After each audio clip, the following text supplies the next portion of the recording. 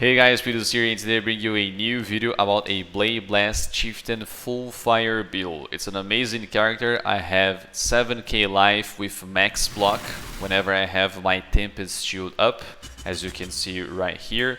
I have glancing blows, a couple of jewels, and the damage doesn't let me down. I'm using the Bladefall, as you can see here, as one spell. Basically, you fire a very nice amount of blades, and they lay on the ground for a short duration. The duration is 6 seconds. But whenever you're ready, you can detonate all of them by using another skill, which is Blade Blast. Blade Blast can be used by other blade skills, such as Blade Vortex, Ethereal Knives, but Bladefall has a very nice AoE coverage, as you saw on the clips. If you continue to invest into the build, you may see also on one of the clips, as you saw on the video, that your Blade Blast damage is enough to kill the mobs, the packs that you're seeing around, and once they are killed, they die, they explode, and the explode property from your chest along with the Heart of Ash can explode the whole packs in a very easy way. Very similar to the Blade Vortex build as you saw on this channel too. So very comfortable to play. Could be faster, it's not the fastest build, but certainly has a very nice amount of survivability. You can see all the import information on the POB, on the video's description. At the bottom left you can see the progress of your leveling tree. While I was leveling, I level as a spell character, and I don't really recommend it because this character can be played in solo self-found hardcore, but it's very hard, basically impossible to level this as your first character if you don't have the gems. Could be the second character, so you can just progress with your first one, buy all the gems, and then level as a spell character.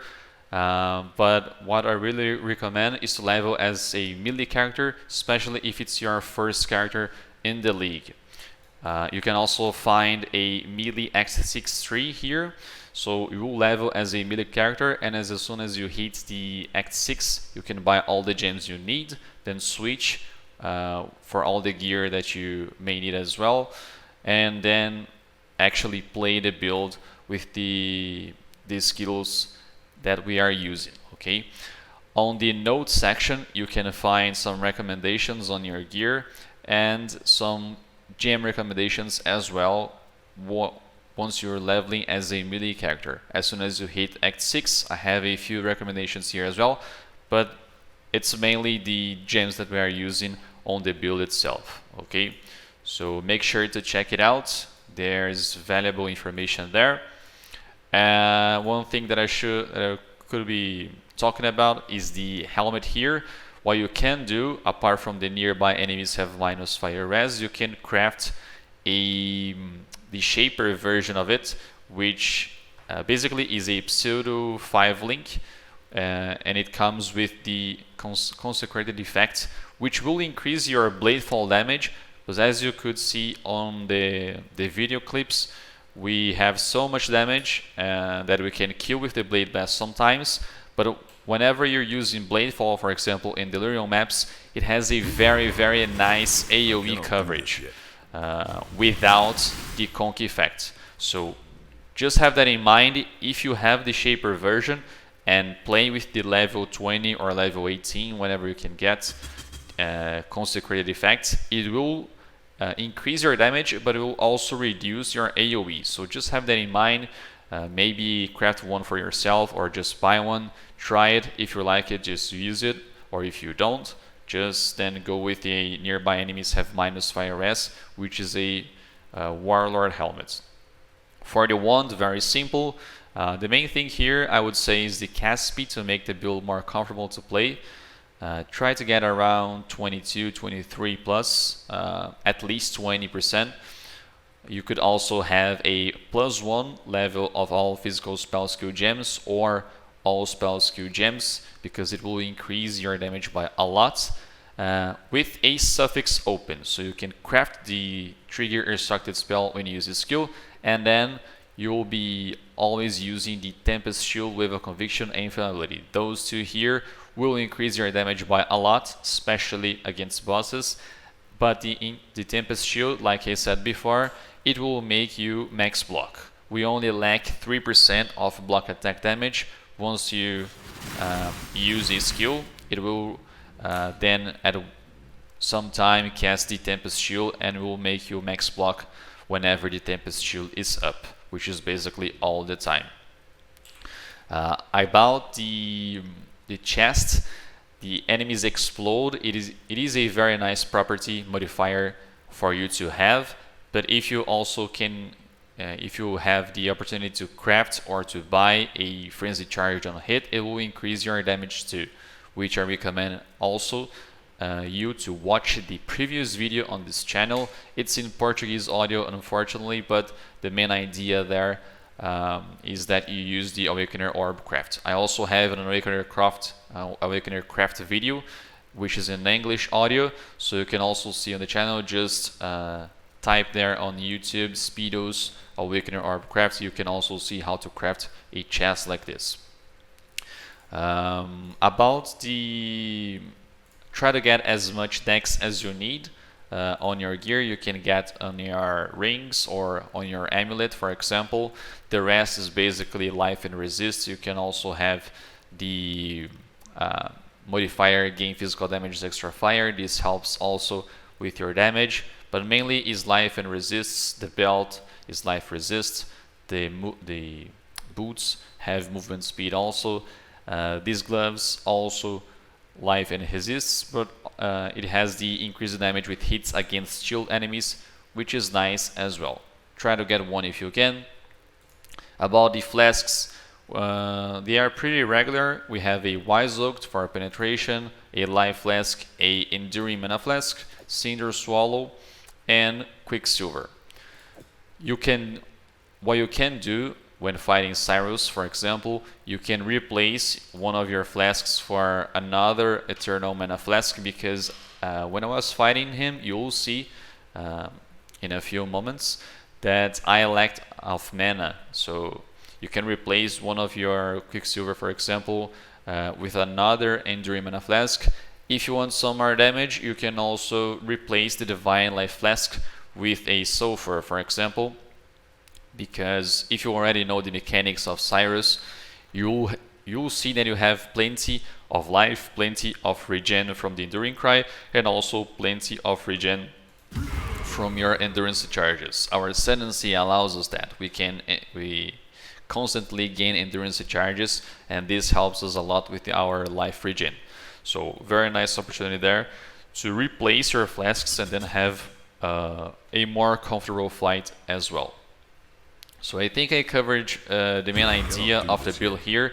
It was very, very pleasant to play this one.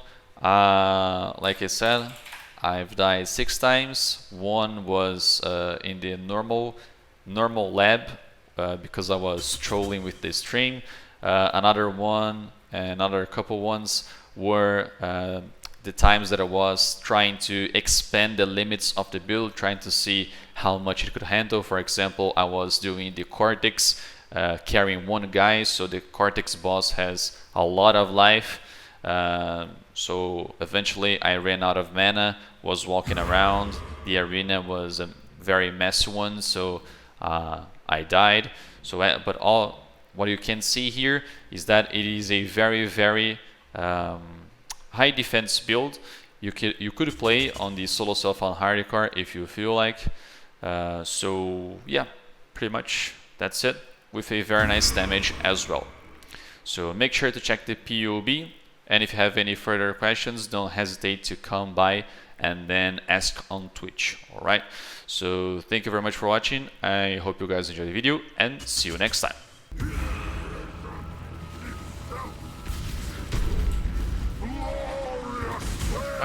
Foge não, tio.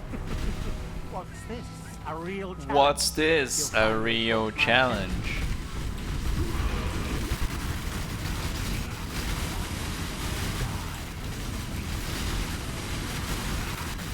My mana is gone.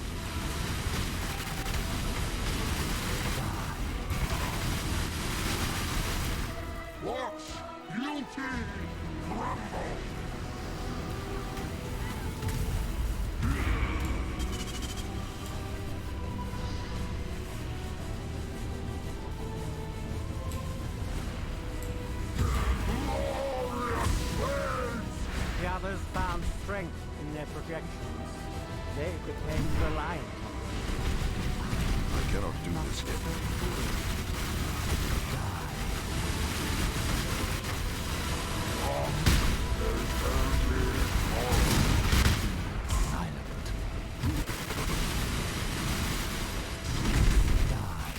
É pra você andar de boa, mano. Tomar os ataques dele.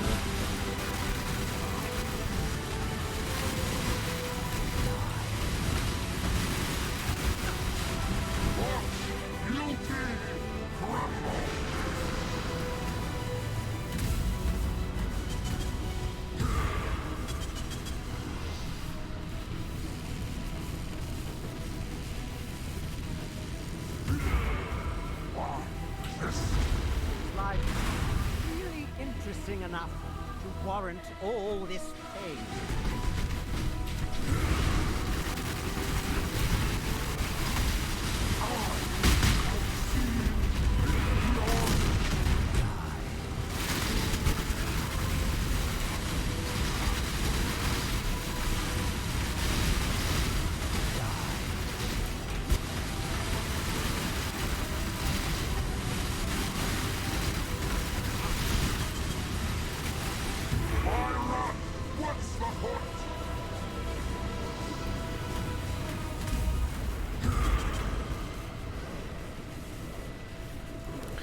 Se você for ver, a única gema aqui é o Blade Blast, né? O resto tá tudo level 19 sem qualidade, mano. E Bladefall.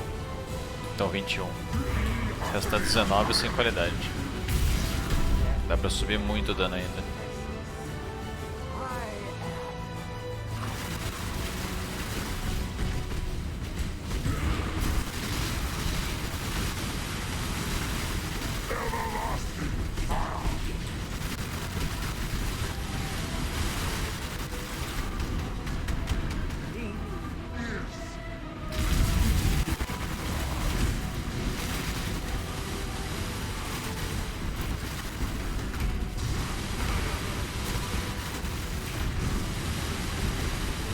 Só a mana, né? A mana é meio chatinha, ó, porque eu tô sem. My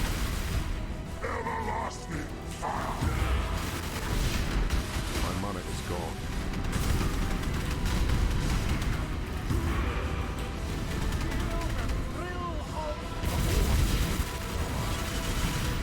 Vou esperar um pouquinho pra atacar de novo.